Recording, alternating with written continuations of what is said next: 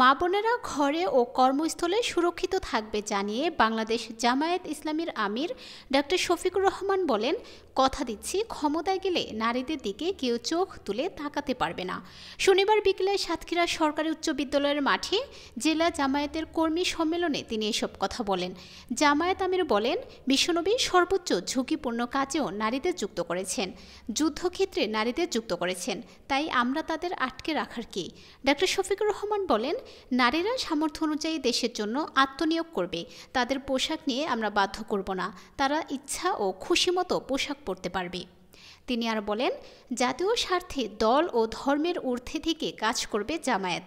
আমরা দুর্নীতিমুক্ত বাংলাদেশ গড়তে চাই, ইনসাফ কায়েম করতে চাই, যেখানে মানুষ চাইলেই অধিকার পাবে, না চাইলেও অধিকার পাবে।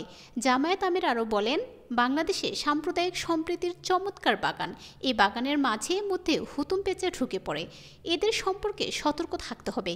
আমরা এমন দেশ চাই যেখানে মসজিদ, মন্দির ও গির্জা কোনো কিছুই পাহারা দেওয়া লাগবে না। তিনি বলেন, আমরা সম্প্রতি বাংলাদেশ গড়তে চাই, এদেশকে পৃথিবীর শ্রেষ্ঠ দেশ বানাতে চাই, তবে কোনো উস্কানিতে ফাঁদে পা দেওয়া যাবে না।